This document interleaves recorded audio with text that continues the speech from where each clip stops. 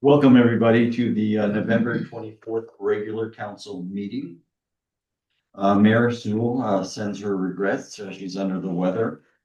Councillor Fiegelhorn also sends his regrets. I'd like to, first of all, call the meeting to order. Meeting called to order at 5:35 p.m. By myself, could I have a mover, please? I'll move. And a seconder, please.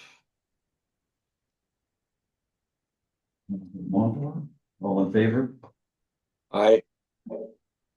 Thank you. I'd like to call on Councillor Dornbos to read the land acknowledgement.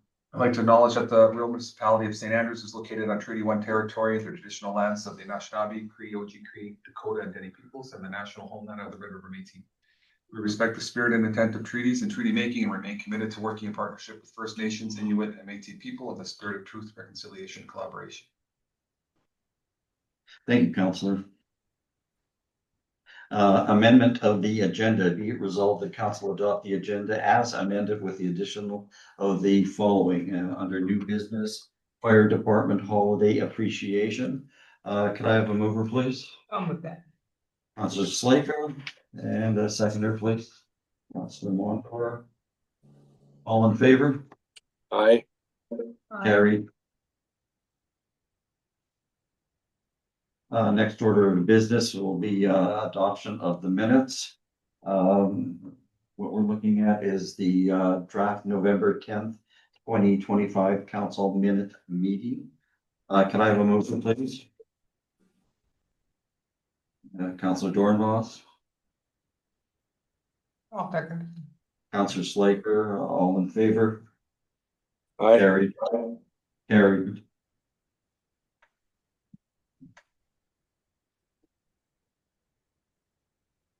Reception of delegates, we don't have any. The next item after that would be 6 councillor reports. Any comments, concerns? Anyone would like to raise? Yeah, I have a Okay. question. I just on Councillor Slaker's report, she talks about John Q. I would just like to ask her, I know she was at the AGM, if she could submit the financials for the next meeting. I will do that. Not a problem. Sorry, I forgot them today.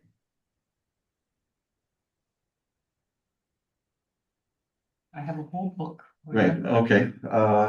Seeing no other questions or concerns in that area, I'd like to call the resolution that the councillor's report be accepted. Can I have a mover, please? Councillor Mondor, and second. And Councillor Dornbos, second. All in favor? Aye. Thank you. That's carried. Next item is management reports. What we're looking at is the October 2025 management report. Does anyone have any questions, concerns, or comments about it? Yes, Councillor Slaker. I have a few questions. Okay. Mainly for the CAO. With my understanding, when the firearm bylaw was brought forward, like quite a few months in the spring, the council had kind of said, just leave that alone. Why are the directors still working on it? Or as per the report. And again, this for the 6th time now, this bylaw report tells me nothing. And I find that very, very frustrating. Yeah, we're working on getting addresses to be put in a locked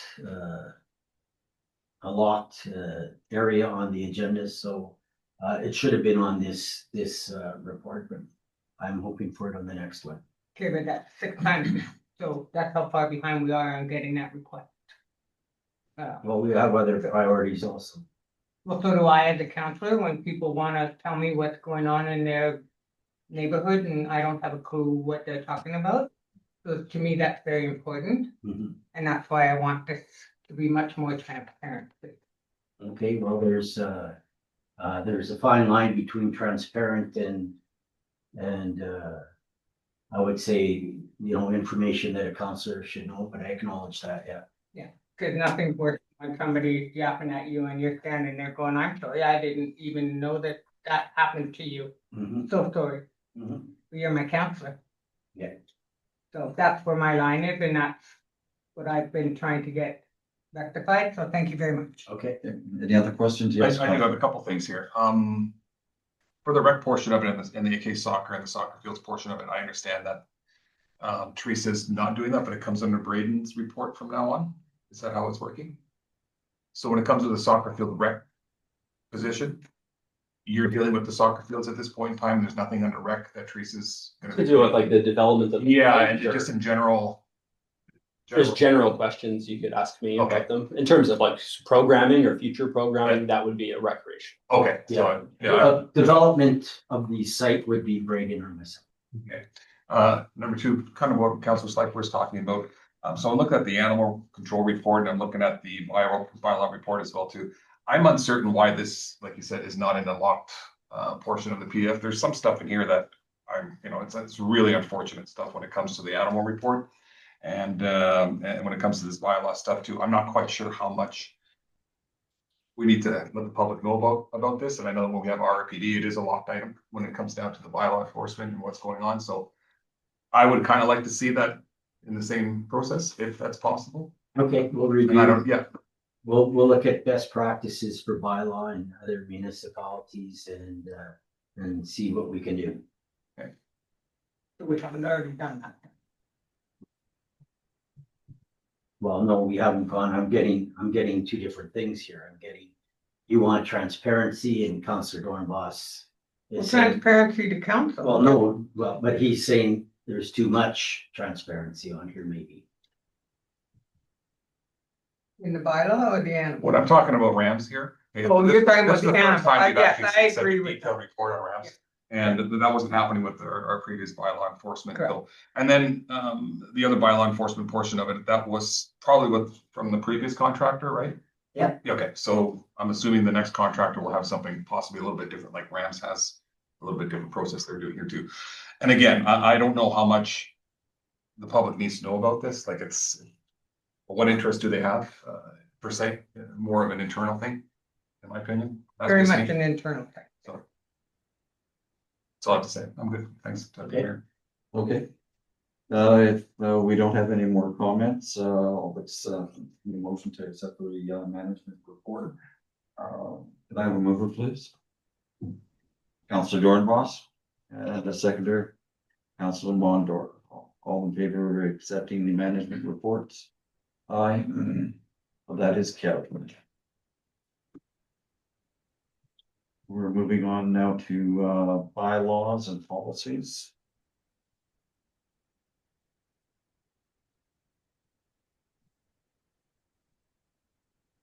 Under bylaws and policies, item number 8.1, public hearing bylaw number 4426, borrowing bylaw for the purchase of a John Deere grader. Could I have a mover, please? Councillor Slaker, and a seconder. Councillor Mondor. Okay. What I guess we have to do is we have to open a public hearing. So what we'll do is open a public hearing for this. Opening the public hearing, be it resolved that the council hereby open the public hearing for the borrowing bylaw number 4426, scheduled for November 24th, 2025 at 5:30. Can I have a mover, please? Councillor Dornbos, second. Councillor Mondor. Okay, I declare that the public hearing is now open. Do we have any questions, concerns, or perhaps management would like to comment on this or any? It's a purchase of a grader. Right, okay, And we were instructed in the budget process and the financial plan to borrow for the grader. So when you do a borrowing, you have to go through a process. okay. And I believe it will go back to the municipal board. And it's been advertised? Yes. Yeah. Yeah. Okay. Any other comments or concerns on this topic? Nope. Seeing none and hearing none, I'm going to close the public hearing. Be it resolved that council hereby close the public hearing for borrowing bylaw number 4426. Have a mover, please. Councilor Dornbos and seconder, please. Councilor Slaker, all in favor? Aye, that is carried.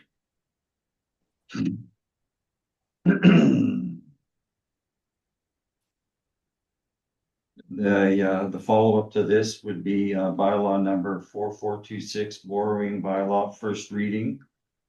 Be it resolved, the council give first reading to the bylaw number 4426, being a borrowing bylaw for the purchase of a John Deere grader as presented. Could I have a mover, please? Councillor Mondor, second. Councillor Hunt. All in favor? And that's carried.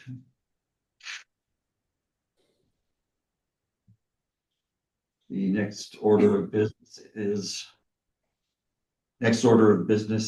the approval of accounts. What we're looking at is the November 21st, 2025 check detail report. I'll open that up, get it on the table. Could I have a mover, please? Councillor Slaker and the seconder. Councillor Mondor. Any questions, comments, concerns from council? Okay, hearing and seeing none, I'll call the question. Be it resolved that council approve the November 21st, 2025 check detail report. All in favor? That's carried. Thank you.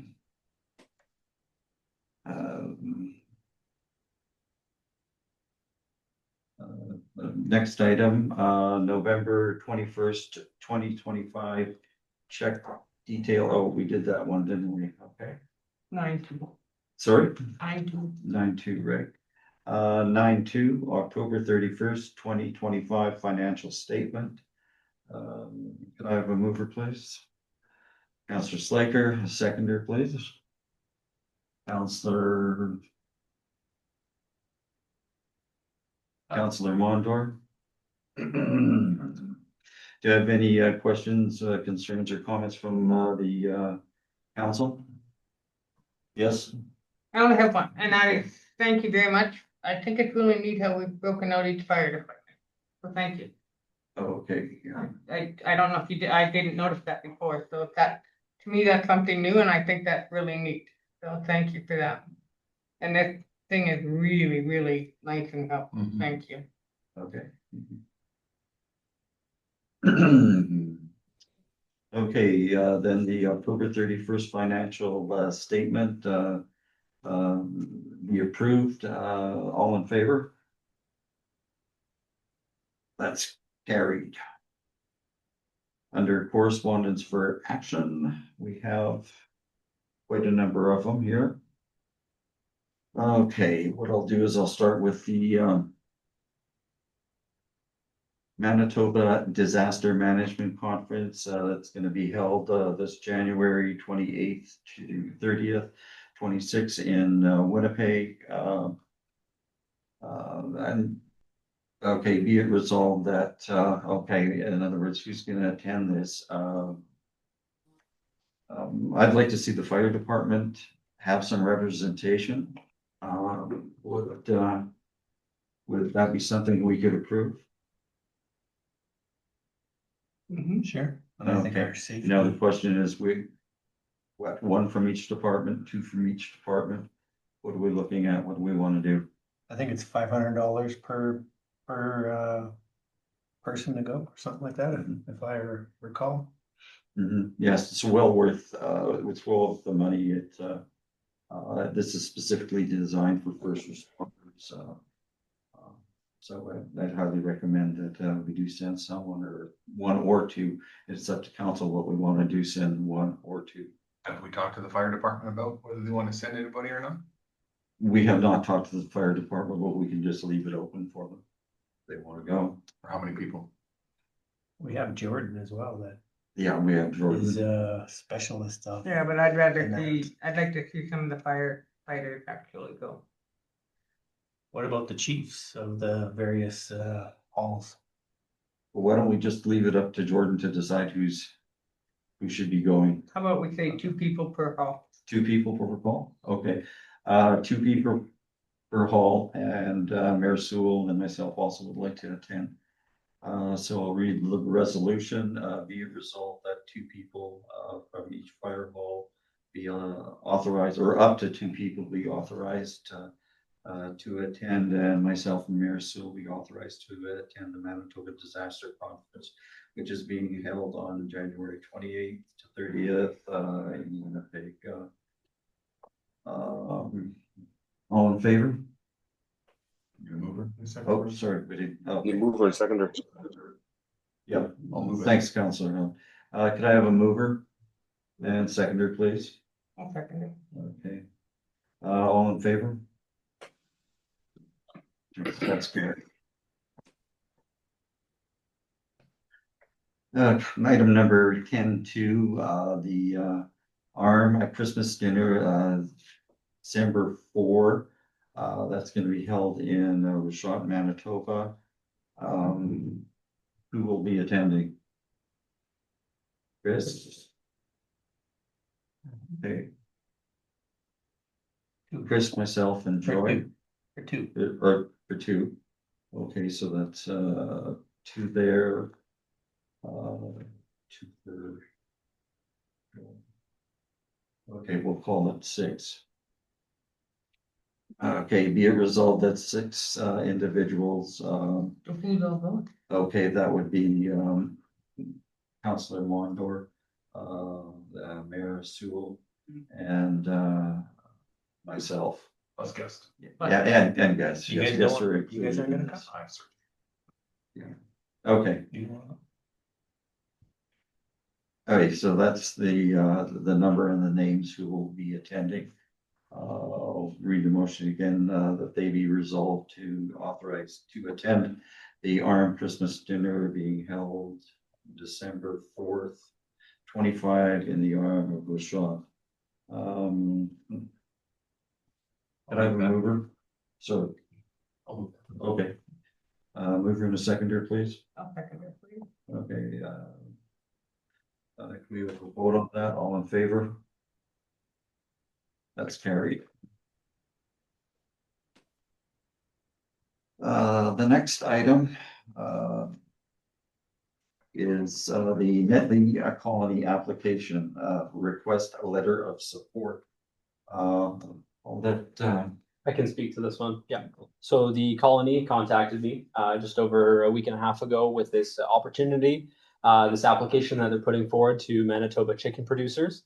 And in their application, they require a business plan, pretty comprehensive business plan. And in that business plan, they need an indication, or at least a letter of support from the municipality on behalf of the colony for their application. So this was new to me. I got to learn a little bit here. Essentially, there is a quota, works as a raffle system with the chicken producers, and this quota is for 10,000 broiler breeder laying hens and a quota of north of 1.5 million eggs. So that's what the quota is trying to fulfill and, instill economic development in the agricultural industry. So this is not a guarantee that they'd be awarded this, but it allows them to put their name in if we can provide that letter of support. So that's all they're looking for today. And the resolution talks about that letter of support, and also so that we're being very clear here that this endorsement doesn't, supersede any planning approvals or building permits, right? This is just putting it forward that this is a good initiative. Yes, we support, but you still need to get all the required permits if applicable. Yeah. Is it in the package? okay. No, they don't have it. I can read it out. Okay. Yeah, could you read it out and then we'll, So this is the resolution I prepared. Whereas the Netley Colony intends to apply to the Manitoba Chicken Producers new entrant program for a broiler breeder laying hen and broiler hatching egg quota. And whereas the colony has indicated that, if successful, would construct a new facility on or near Southwest Quarter Section 5 -16-4E with an estimated building area of approximately 21,300 square feet to accommodate 10,000 layer hens. Now therefore be it resolved that council supports the Netley Colony's application to the Manitoba Chicken Producers new entrant program, recognizing its potential economic benefit to the community. And further be it resolved that this support does not supersede or imply approval of any required municipal permits or planning approvals, all of which remain subject to applicable bylaws and processes. Is there any other comments or concerns with this? Can you read that last portion of it, the last sentence? But I wanted all of it. That this support does not supersede or imply approval of any required municipal permits or planning approvals, all of which remain subject to applicable bylaws and processes. So if they need a building permit, of course they would, right? And if they exceed any animal units per the provincial government in our animal unit table with this, if they were awarded it, they would have to come back for conditional use. Yeah. Okay, could I have a mover, please? Councillor Slaker, seconder, please. I'll second. Okay. Okay, so be it resolved, Netley Colony application requested a letter of support. All in favor? That's carried. Item 10-4, City of Selkirk holiday reception, December 10th, 2025 in Selkirk. Resolution be it resolved that well, I guess who would like to attend? It's relatively short. It's only a few hours, and it's at the Selkirk office to come and go. They usually have this.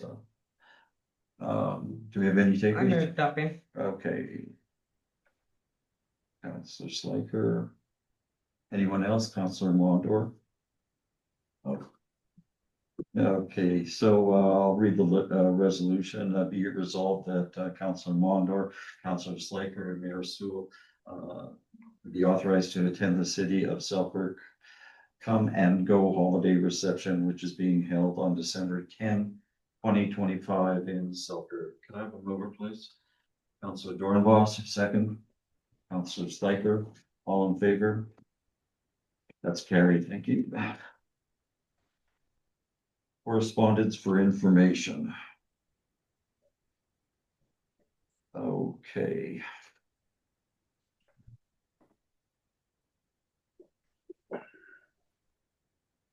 Does anyone have any specific concerns with any of these?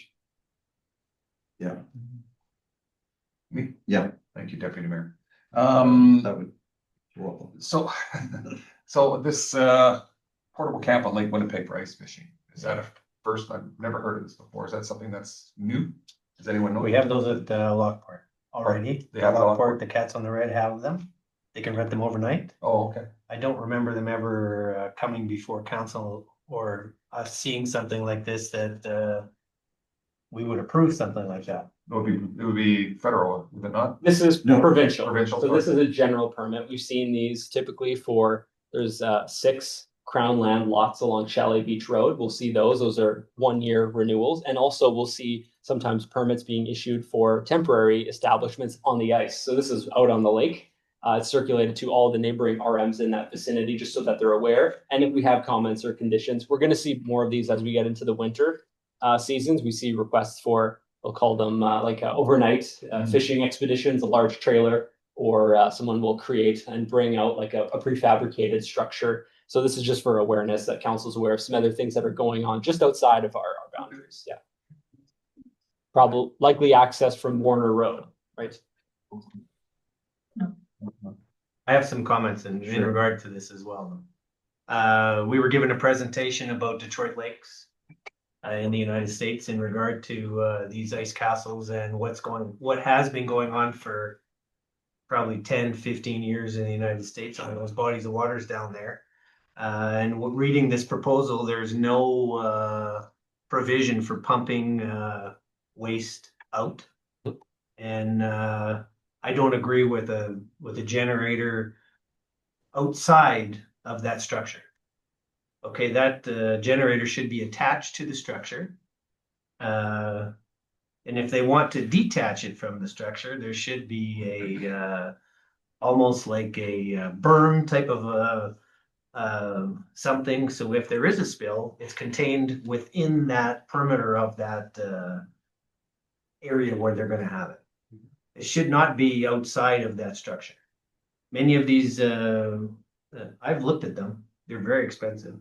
I've looked at these, and the generator is encapsulated in the trailer. Okay, you know, in a kind of a, you know, an enclosure where it would be quiet. Yep. For the occupants. And I think that's how we should be going about this. And that's why I've had this on the agenda for circulation discussion with council. If there's any comments or possible conditions that we would like to see potentially enforced by the province, we can send them in. So, Because I don't know how a heavy haul unit, you know, like a septic truck, is going to go out there. For the most part, you have a very difficult time driving a 3/4 ton truck for the most part on Lake Winnipeg.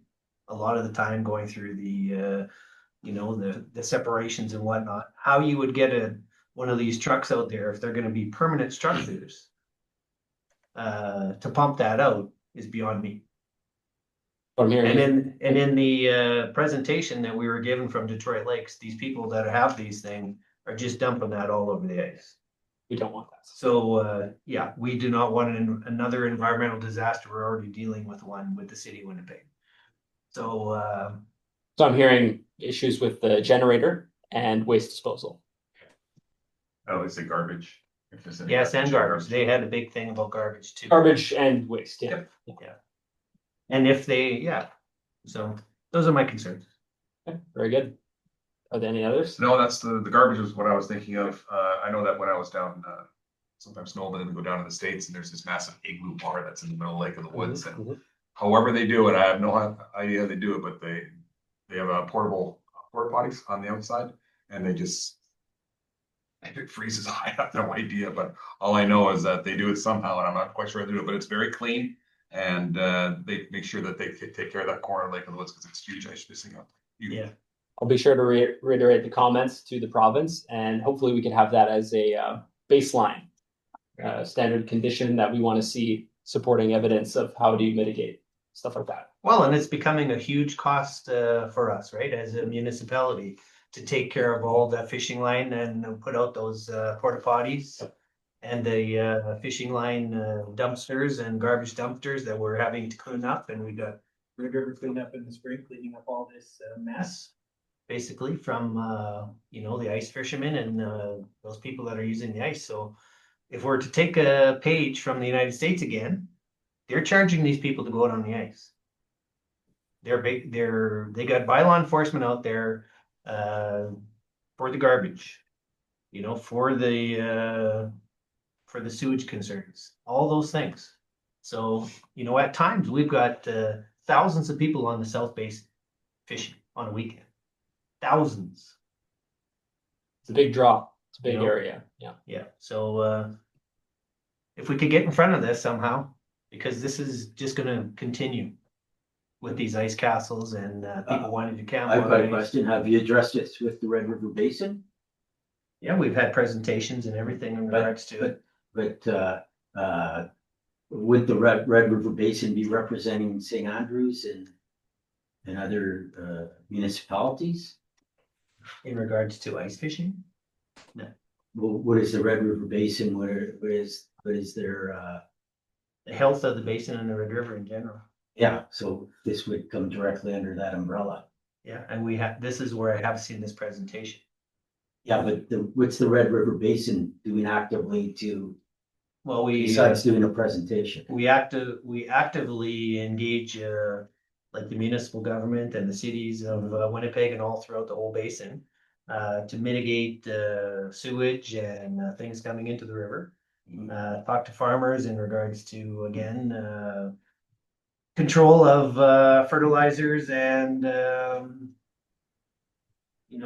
farm excrement, being put into the river. Basically, it's for the health of the river. And ultimately the lake to prevent algae blooms and prevent phosphorus and nitrogen from going into the river. So does Red River Basin have any plans to address this or send any correspondence? I don't know. I think the presentation that we were given was basically a informational session with the group of us a couple of times now to advocate on their behalf in forums like this. So And I don't think this is a bad thing at all. I think you bring tourism back into, you get those things up there. I think these are great. It's just a matter of making sure that it's taken care of. Yeah. That's the key. like it's a great thing to catch a 12-pound walleye through the ice. Believe me. Like people travel here from all over the world to go ice fishing, to go fishing in the fall for these walleye. We have to take that into account, the thousands, millions of dollars that these people are dropping here and leaving here. We need to take care of the environment and take care of the resource, so it'll be there in the future. So these people can keep coming back and enjoying that. So Would our bylaw officer have any jurisdiction in the ice? No, not out there. No. Not with the Conservation. conservation then, okay. Yes, Councillor Slayton. So. A little.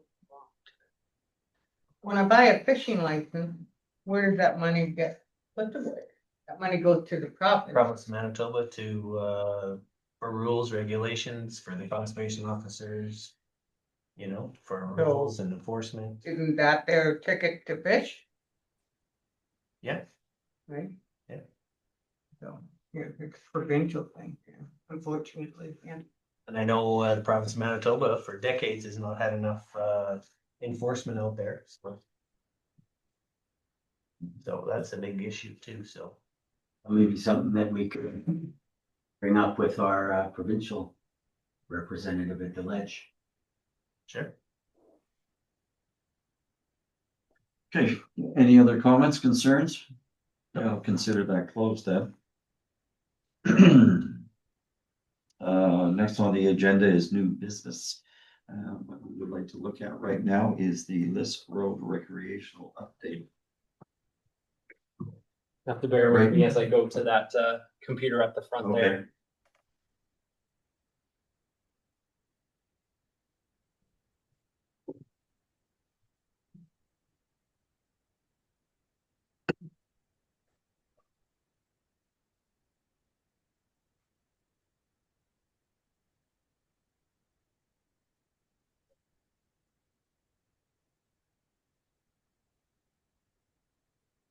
So this is in response to the recreational site and what's taking place there and how we're going to move forward.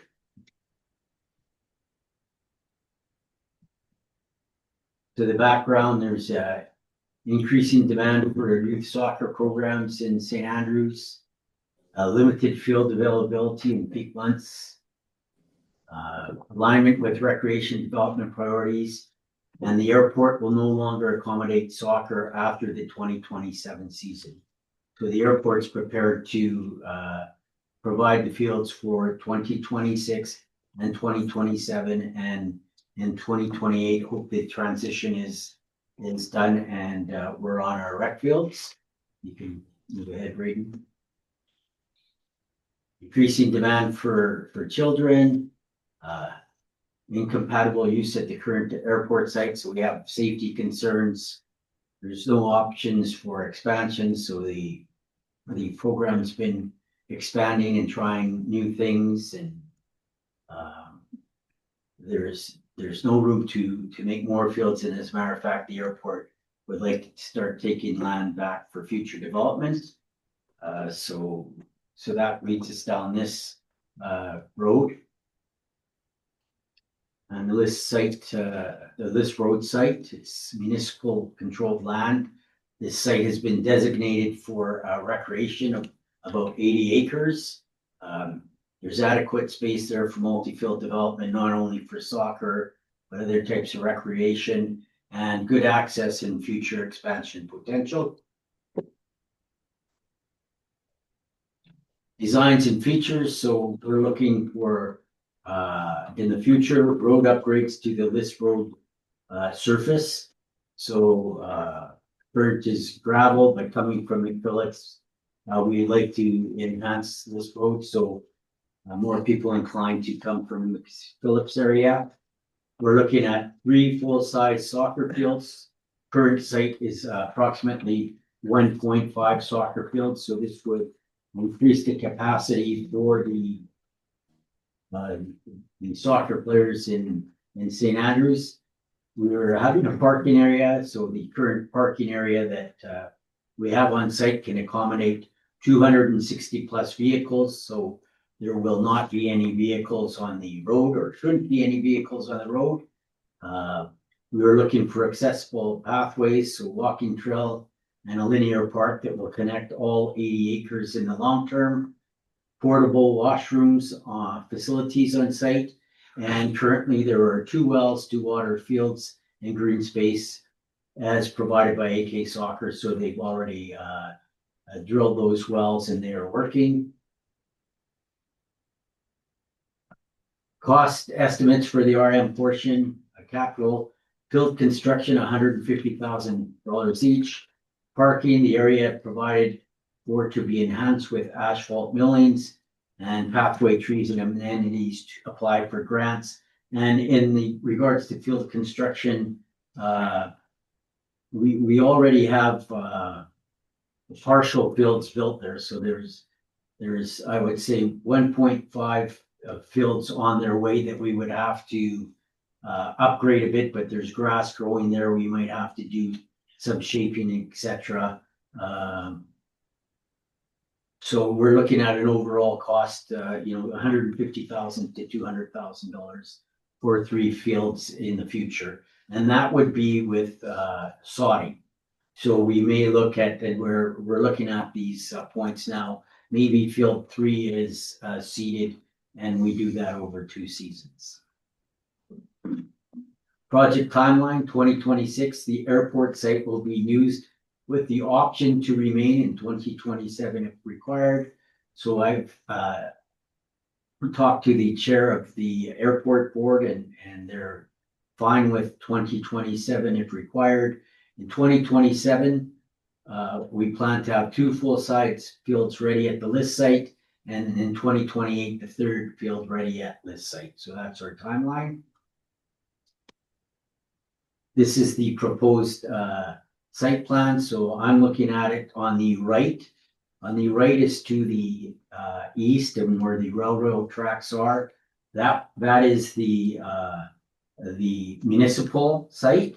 So you could see the location of the 3 fields, and we have plans for the walking path to go on the east side and onto the site in a treed area.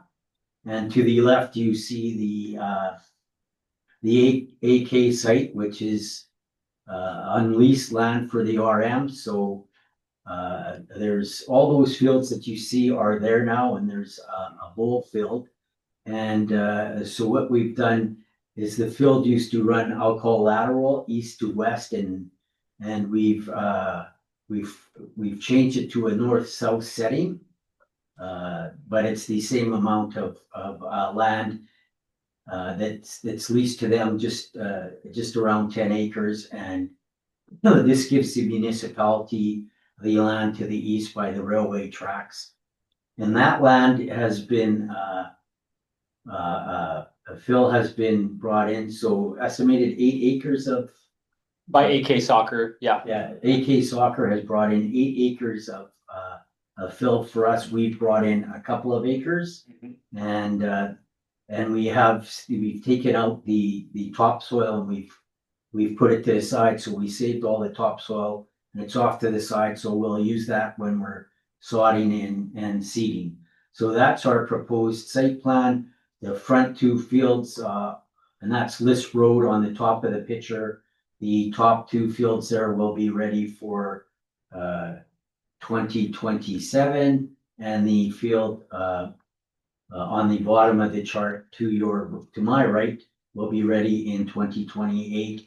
And all the AK fields are ready now with one field dedicated for 1 day a week for municipal play. I don't want to take full credit for this drawing. This was done largely in part thanks to the engineering aides at Public Works. So I'd just like to give them some thanks. Short notice, they put this together in consultation with myself. So props to them. Yeah. And let's not forget. Okay, so let's do this, and we wanted to show you what was there. So you would not be playing soccer or doing anything on that field. So we just want people to council and people in the community to realize what we had on that site. So that's what we had on that site. And we really have seen AK do a lot of excellent things there, invest a lot of money in the site, and also invest a lot of money on the municipal portion of the site. So there's some of the things you can see that were going on there, but at the start you've seen, I know when I came to St. Andrews, I was told we had a recreation site, and I said, oh goody, I said, where is it? And it's on Liss Road, and I went there and I seen the two giant hills of mud and said, this is our rec site. And so we had an opportunity for a 3P, and that's a public-private partnership. And council, all of council agreed that we would work with this partner for an investment in St. Andrews. And I think it might be a bit of a, we haven't communicated the message because we weren't ready yet to our residents. There's been a lot of money put into the site, not only for the private sector that has taken the hills and flattened them and moved dirt and brought 8 acres of fill into the RM. But we're ready to go on the private site, and the public site is going to be ready to go too. So I've had Braden do some numbers so we can go there. We know by our numbers, and we haven't talked to AK, but we know everything they've done. And there's approximately, and we're being conservative here. So the number could be probably is higher, but we don't want to overstate our position or what we feel that AK has done. So that's a combination of work that they've done to their site and our site, and it's almost $1.4 million brought into the municipality. And Braden, maybe you can just, because you got the screen right in front of you, talk about what your and I estimate is of what the work that they have done on the municipal part of the portion of the field.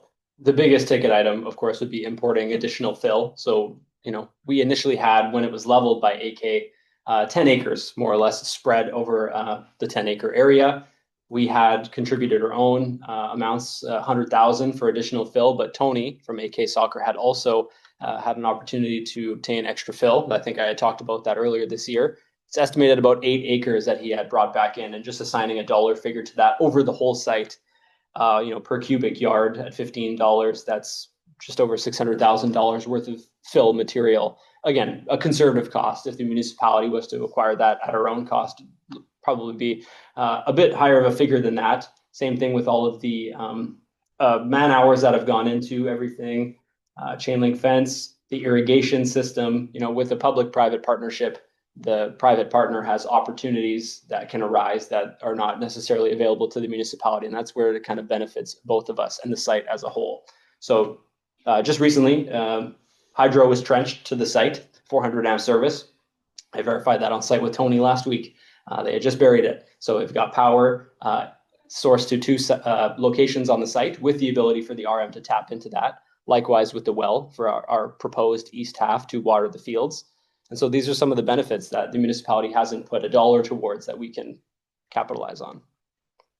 Yeah, so that's the benefit of working in a partnership with the private sector. They're able to, it's a fact that they're able to get things done faster because they don't have to, they don't have any red tape when they're doing work, and and they have partnerships with other members out in the community, and they can act fast on if sod were to become available at a cheap price, they could bring it in for their fields.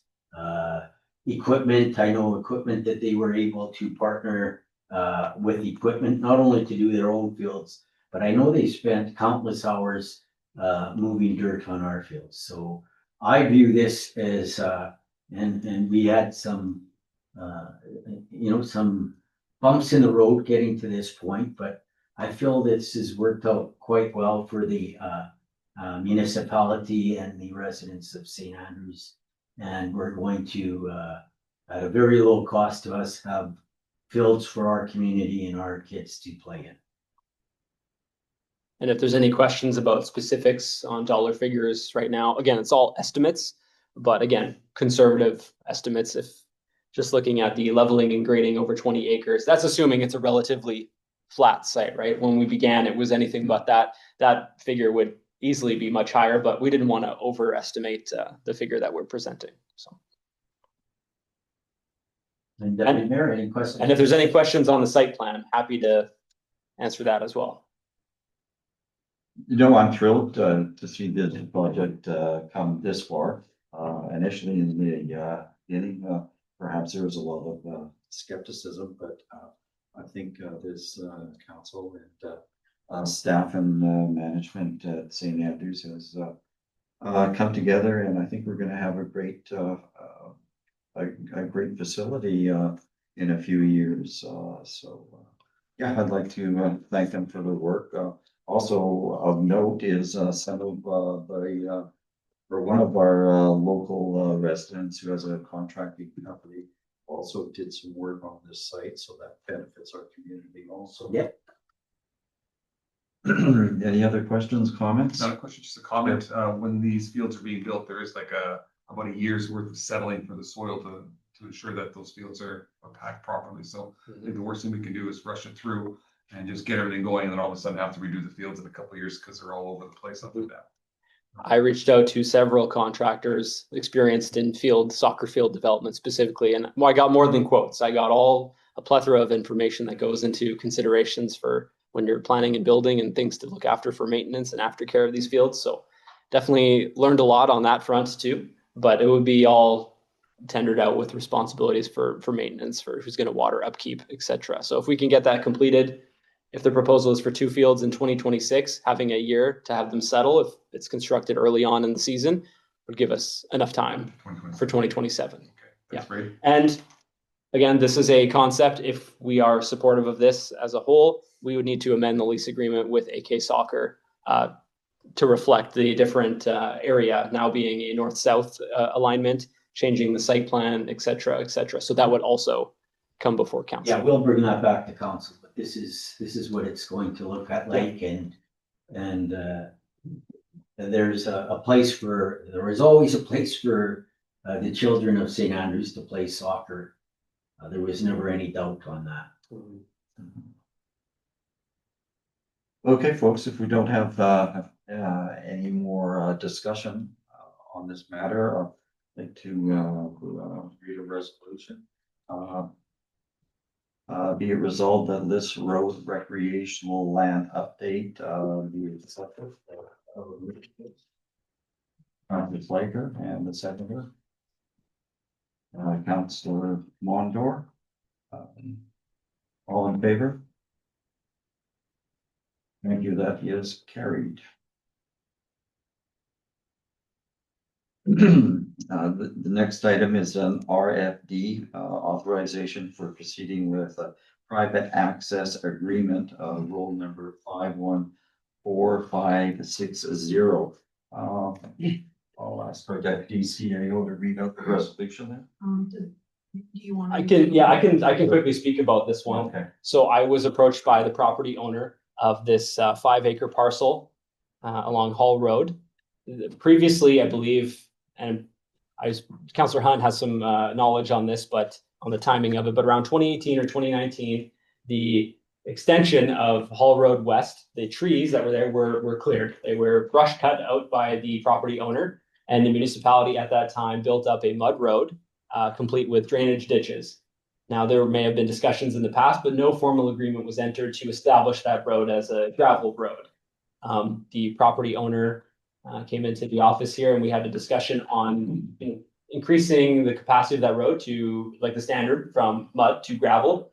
However, the arm's not necessarily in a position to gravel what is essentially 1,100 feet of roadway for one private development, right? So that's where we have the opportunity to enter into a driveway agreement, private access agreement for that stretch of government road, making it clear that they can access it and who's responsible for snow clearing, maintenance, how is the road going to be built. The dust control is another one to be considered, right? The timing, when is it going to be built by, and the specifications on width and the thickness of gravel that's installed. So this is a option for council and one that the property owner was supportive of.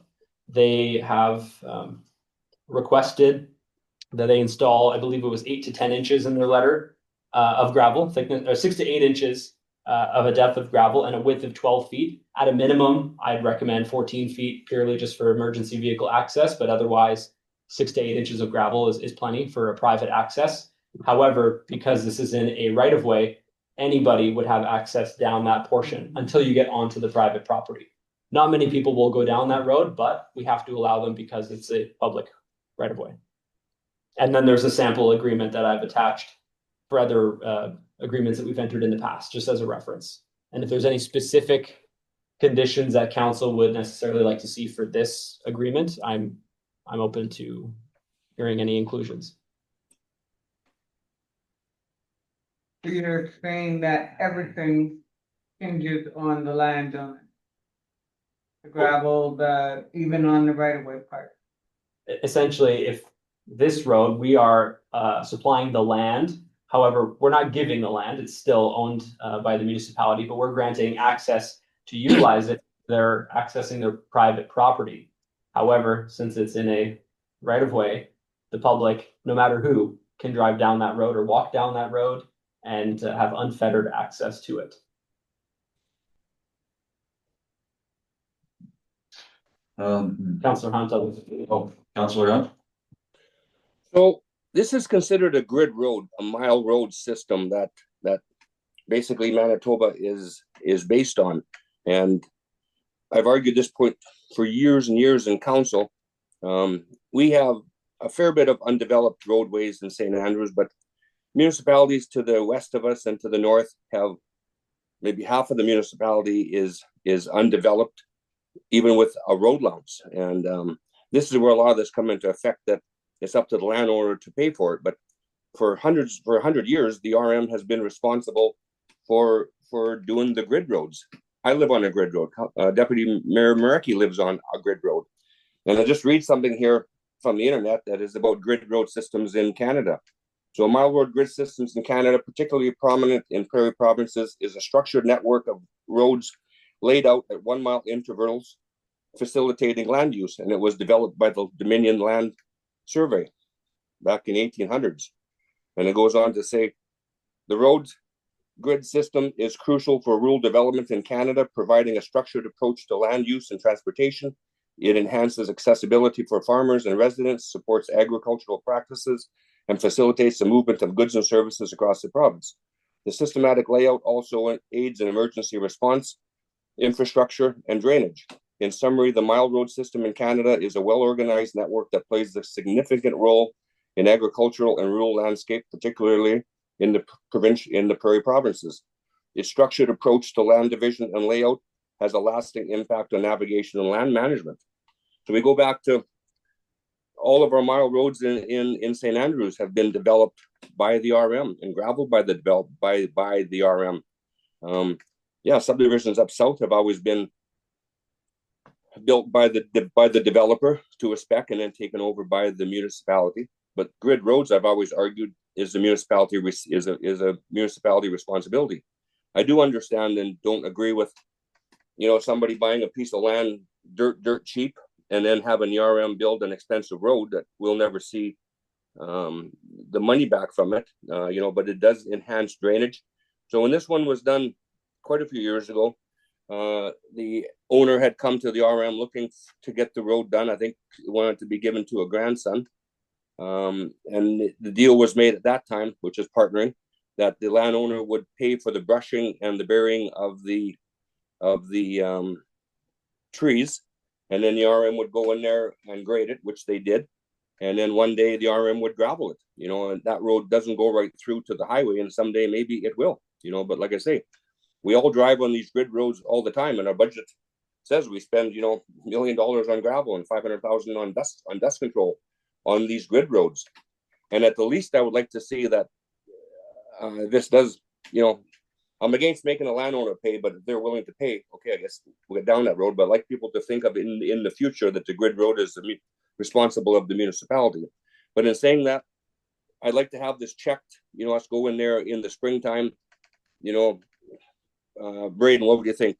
Hour, half an hour, they could have it surveyed, do a plan, and then we know if there's a high spot, low spot, make sure the road is level before the landowner does put the gravel on it. We could put the grader in there and do that little bit of work, so at least the gravel is going down on a good surface and the drainage is adequate. So there's no point in not doing that, I think, on our part. And snow removal, whether they turn around at that corner or go down to the other corner and turn around, isn't a big issue. So that's my comments. Okay, Councillor Hunt, I think what you're saying is you'd like an addition to it that would allow us to regrade the road in the springtime when the gravel is put down? No, before, like you say, so make sure that the drainage is adequate. Okay, so prior to. Because What we could put in the Right, agreement is right. prior to the applicant or landowner installing gravel on that roadway, the municipality can do a quick survey of the existing mud road to determine the grade and the crown of the road, if there is one, and determine if it's suitable right now to have gravel placed on it, or if there needs to be some adjustments, because it would be far easier to run the grader on it before you apply the gravel down. And same thing with the drainage that's in place. You're not going to tear up the road with the excavator. It's already a mud road, right? So just do a quick confirmation check. For that area, 1,100 feet wouldn't take them very long to get the data, but depending on the work that needs to be done, it would be prudent for us to do that ahead of time. Yeah. We also have access to that road and could use that in the future, and it includes drainage, right? So that's another area that we need to service now. So. Any more comments or concerns? Yes. So I'm sorry, I'm a little fell off the track here. He's putting the road in, he's gonna pay to put the road in. But now we gotta service it? No, What did you just say? So in the context of this agreement right now, so the applicant has requested that we provide snow clearing for this portion of extended road. That's how I'll refer to it. It's essentially a driveway within the road allowance. Who's going to clear that snow? It's 1,100 feet long of a driveway, we'll say. So who's going to clear that snow? Is that going to be on the applicant to do that? Or is that on the municipality? They've requested that the municipality does that.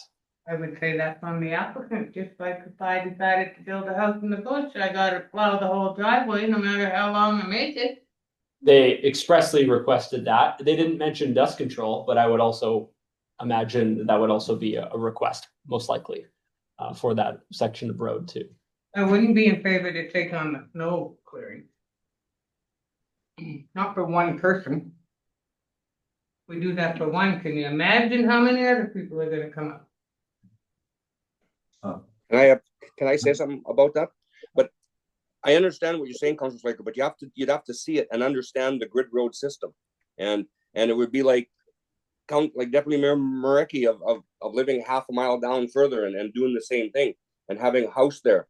And whether the grader turns around in the middle, because right now they're turning around in the middle of the mile, where there's not even a turnaround actually. Whereas if they went down that 1,100 feet, at least they'd be turning around on a crossroad, because where that road ends, that is on the second mile. So that would be 2 miles west of number 9 highway. So now they're turning around on kind of a developed roadway rather than in the middle of the road. But like I say, I'd ask people, please do research on grid road systems in Manitoba and in Canada. And it's always been the responsibility of the municipality. Every road we drive on, like I say, we spend that money on gravel and dust control. Those are grid roads that have been developed for growth within the municipality. Council Slaker? When I listened to the very beginning of this, this is an extension of someone's driveway so they can get to their property year round. So I understand what you're saying about the grid roads. I'm well aware. I grew up in the country. I know how that works. But no, I do not expect the taxpayers to pay for snow removal and to build the road. Sorry. I do not agree. What we're allowing them to do here is to circumvent, I guess is the easy word to say, of them building the road to RM spec, which is, to me, is overkill on a gravel road. To build it to this certain height, to build it with this much clay, this much 4-inch rock, this much 2-inch rock, and on and on and on. So with this agreement, we're allowing them to just put gravel down for the access, but it's still a public road. That's why we can't restrict access to it. It's still a public road. Whereas you're talking about driveways, those are private driveways. So, but this is still a public road that the public can go down and turn around at the mile rather than. So the snow clearing, it goes another 1,100 feet, easier to turn around. And I wouldn't be surprised sometimes they're going down to the end now to turn around because it's easier. So it's not a private driveway per se. They're getting around making it an RM spec by using the private driveway agreement. Councillor Hunt, just out of curiosity, you had said before that this resident's been before council and all this agreement was done. Why was the work never completed then? Like, where's the resolution that said previous council was gonna do all this? Why is I'm not sure. I don't know why. I don't know why it was not done. But also the request to do it was going to be when her grandson wanted to build there. And that was the deal that was made. So there was never a resolution passed for it? No, because there was never any money spent on it because she paid to have the road brushed and buried, and the RM went with a grader, just hourly work and shaped it. Because it's a public road, it's a grid road. So anyway, see where it goes. I'm in favor of doing a little bit of snow cleaning on it because it's a grid road. The grader comes down Hall Road, goes to the end, goes Fairway Road, Petersfield Road, all of those roads anyway, which are grid mile roads, public roads. Yeah, the only thing that I can say is, this happens down Donald Road. If you take Donald Road and you go all the way to where it hits the ditch, there's one resident there. And then after that resident, the grader stops or goes down to the mile road, turns around and then comes back. And it's the same way on Lockport Road. They do the same thing. So right.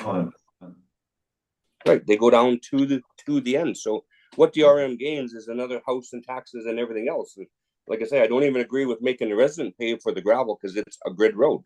But anyway. Yes, Councilor Jordan. So in essence, what's happening is that the grader's coming down, he's got his blade down, either lifts it up or he keeps it down and pushes that snow over, and he turns around, either lifts up his blade, puts it down, and pushes the snow over. So at the end of the day, it's a matter of him taking the control and lifting his blade up or down. So to me, it doesn't really matter whether we do the snow clearing or not. It's there already, and it is a grid road. So it's kind of a no-brainer in all reality. If the resident's gonna pay for the gravel, I don't see a problem like Councillor Dornbos saying, just run the grader, cleaning the snow to the end. Big deal. Yeah. Okay, what we'll do is we'll have Deputy CAO read the resolution.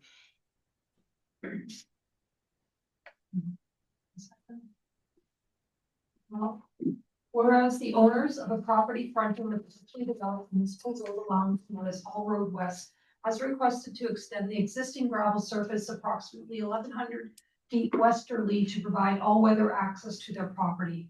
And whereas the portion of Hall Road West is not an all-weather road, consisting primarily of a mud surface with ditching in place, but lacking a gravel surface over the requested section. And whereas the municipality has, on a case-by-case basis, previously entered into private access agreements to permit private construction or improvement of municipal road allowances while protecting municipal interests. And whereas the applicant has submitted a letter of intent and an example of a private access agreement has been provided to council for reference. Therefore, be it resolved that council authorize administration to prepare a private access agreement with the owners of the subject property. And be it further resolved that the private access agreement be brought back to council for final review and approval prior to execution. Can I have a mover, please? Councillor Dornbos, seconder, please. I'll second. Councillor, all in favor? That's carried. Thank you. Next item, item 13-3, RFD for a municipal road closure request.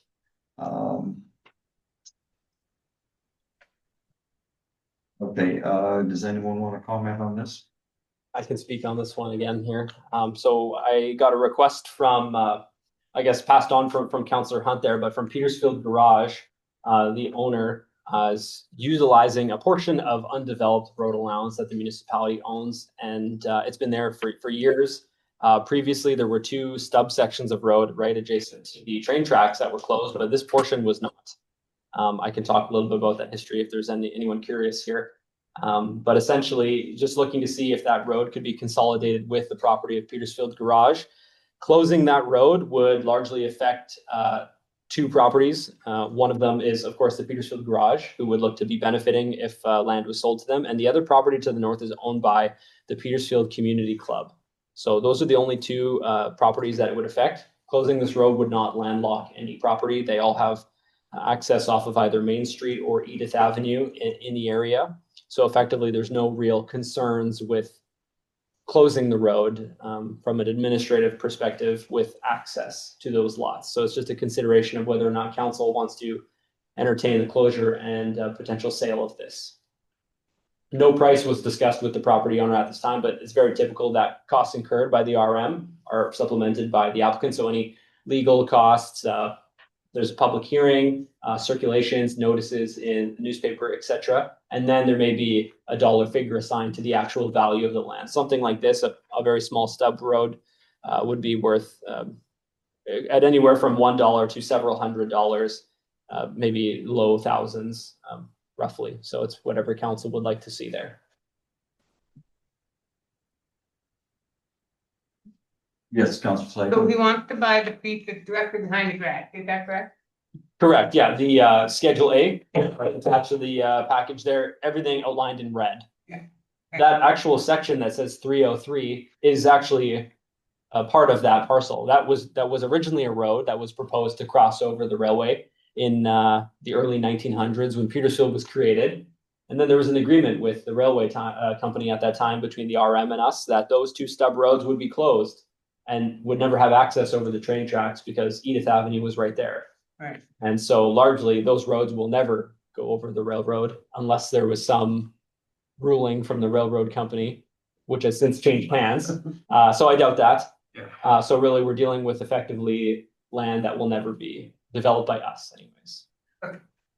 Who owns 303 on the map? I can't say that on a public record. So is it different than the Well, garage? Is it different than the garage? No, it's the same owner. It's the same owner as the garage.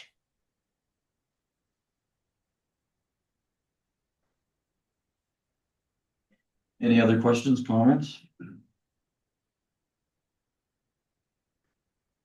Seeing none, hearing none, I'll have the deputy CAO read out the resolution. We gotta move. Oh, yeah, sorry. Can I have a mover first? Councillor Slaker and seconder, I'll second. Councillor Hunt. Okay, Resolution. yeah, Whereas the land described as all that portion taken for Denara Avenue, Plan 1342, now closed, lying east of the east limit of Canadian Pacific Railway right-of-way 691, which lies west of a straight line drawn from the southeast angle of said section 1, said section lot 1, block 24, plan 1342 to the northeast angle of said lot 1, Block 26, Plan 1342, is currently an undeveloped public road allowance. And whereas the Petersfield Garage has requested the closure and sale of the road allowance for potential use directly adjacent to their property. And whereas the subject land is not currently being utilized for public or municipal purposes. And whereas the proposed closure of the road allowance does not appear to landlock or negatively impact access to surrounding properties, to any surrounding properties. I made a typo there, so apologies. Now therefore be it resolved that the Council of the Rural Municipality of St. Andrews authorizes administration to, 1, prepare a bylaw for the closure of the public road, and 2, initiate the necessary application and consultation with the Manitoba Community Planning Branch for consideration and approval as required under the Planning Act following first reading of the bylaw. I just have a question or a thought here. Are those two separate lots? 303 and the site of the garage? They are, yes. So in that case, I'd like a caveat to be put in place that those two lots be amalgamated and never can be separated. So all three effectively with the road allowance. Yeah. Because we might get ourselves into him wanting to sell the lot behind the garage now, and now we're gonna be having to undertake what we just went through with on the previous item. With this proposal here, the closed road would be closed, sold, and then consolidated with the garage. Now, the 303 property, if we wanted that as an added condition, we could definitely look at that as well. If all three are going to be consolidated, but the two would be consolidated already. Yeah, because I don't want in the future council to have to deal with a subdivision of that property. So can I make a suggestion then? The piece of land below 303 is also owned by the same landowner. So what if the legal part of it said that 303 had to be consolidated to the lot to the north then? Because then you'd have like a hockey shaped lot, which I don't know is feasible or not. But then if you in doing that, if you made 303 combined with the lot to the bottom of the map, then what Councilor Monder is saying that 303 no one could ever buy it on a separate title and say, hey, now I got no access to this, your land, you're landlocked, or give it up to the applicant if he wants to add it to that piece of property, or add it to when you're doing the legal at the same time. I'm not sure it's much difference in price when you're doing land titles and that you're not creating any new lots, nothing like that. So there's no development fees being paid. 303 right now, access from Main Street on Donera Avenue. He's not gonna gain access from Edith Avenue to get go on to lot 303. Totally separate. There's no road. But he owns that lot though, so the lot would be extended. The lot that runs off of Edith to the north would be amalgamated with the 303. I think if you're worried about access being denied for lot 303. I see. so it would be. Like right up to Edith, like all of that. So I don't know. I just don't want it to be go through the same thing as previous Okay, item. okay. What I'd like to do is just ask Braden, can we amend this or to accommodate Councilor Mondor's concern? Yeah, I just want to kind of clarify, maybe there may be a misunderstanding with the sketch. So the property, perhaps let's see, over here. So with the property 303, it's difficult with all of this being etched in. All of this is property 303, including that gray hatched area. So this is all one long lot. okay. And then this is one lot. Okay. This is another lot. This is another lot, and this is totally separate. This is the road that's to be closed. This part is closed already. This is consolidated with this and this. This is one big lot. So what we could do is look to consolidate these two, and then that way, that's one lot with this one. So 1, 2, 3, and then this one just stays as is. And then that way, we've got one perfectly rectangular lot that's got corner lot on Main Street in Edith. I think would be one way to do it, but I don't want to. But why would we want them to consolidate that? Like, can we not just put on there that it's a landlocked piece and you can't? Which piece are we talking about? Well, you want to consolidate this into into this that's already here, right? So standard, when we're closing this road, is that this bordered in red would be consolidated with 505, Okay, right? yeah. This 303 is this Is the orange whole portion, piece. and yes, correct. Okay, Nice. So I wouldn't be consolidating anything. See, after you've explained this a little bit more, I don't agree with closing this road whatsoever. Oh, I think that access should stay there in the event that he wants to subdivide this in the future. Then he has access on 3 different areas. And if the road is already there, then no, we shouldn't be. If we close this road and this lot stays as is, the only access they have is from a very, like a narrow, but it's roughly, I'm gonna say 75 feet wide along Edith Avenue. That would be the only point of access to that. Right now, like you've said, it's the same owner. What happens if he sells? They still have access, but maybe not as Yeah, sufficient access. So that's another point to consider. we shouldn't be taking away a road that's already pre-existing, even though that it might not be in the best condition, it's still there. It's still our property, and I think we should still maintain it or still have it in our portfolio. We shouldn't be undertaking this, so that's my opinion. Okay. but here we're always looking at to get rid of this excess land and clean up issues with buildings encroaching and that kind of stuff, and the same owner owns anyway, so and there is access, so let's move on with it. Maintain it the way it is. Okay, Braden, did you read the resolution? I think I did. Yeah, I did. That's it. Okay, fine. Okay, can I have a mover, please? It's been moved and seconded. Moved, okay, so Now we what we're left with is a vote on this, all in favor? Aye. Opposed? That's carried.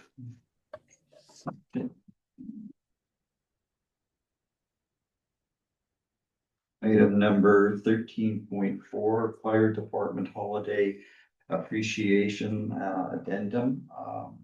Be it resolved that council provide 3 fire halls with $1,500 each for annual Christmas party as a thank you for their excellent service provided to our residents by our volunteer fire personnel. Okay, I'll open that for discussion. I'll move it. Okay, Councilor Slaker, moved and seconder. Councilor Dornbos, I'll open that for discussion then.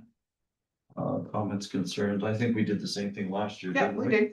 Yeah. Okay, so I'm prepared to move forward on this. And everyone in agreement, I'll call for a vote. All in favor? Aye. That is carried. Next order of business is moving to the in-camera part. Be it resolved the council move in camera at 5:51 PM to discuss matters that are in the preliminary stages and respecting which discussion in public could prejudice the municipality's ability to carry out its activity or negotiations, as well as legal and personal issues. And be it resolved that the members of council agree to keep in confidence and the matters that is discussed at the meeting that is closed to public under section 152-3, and that the committee decisions to be kept confidential until the matter is discussed at a meeting of council or a committee conducted in public. Could I have a mover, please? Councilor Slaker and seconder, Councilor Dornbos. I'll call for a vote. All in favor? Aye. That's carried. We're going to be moving camera now. Oh.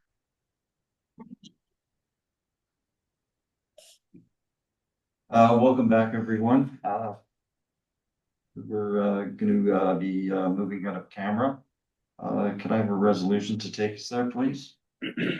I'll give the resolution. Yeah, okay.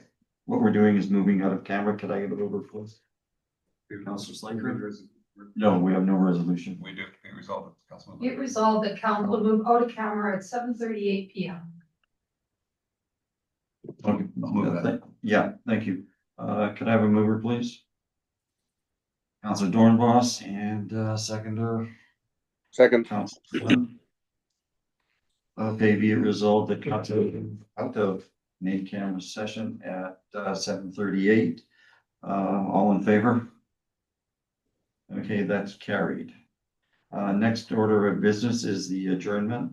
Be it resolved that council meeting be adjourned at 7:39 PM. Can I have a mover, please? Counselor Dornbos, a seconder, please. Counselor Slaker, all in favor? Thank you. That's carried. Good night, everyone.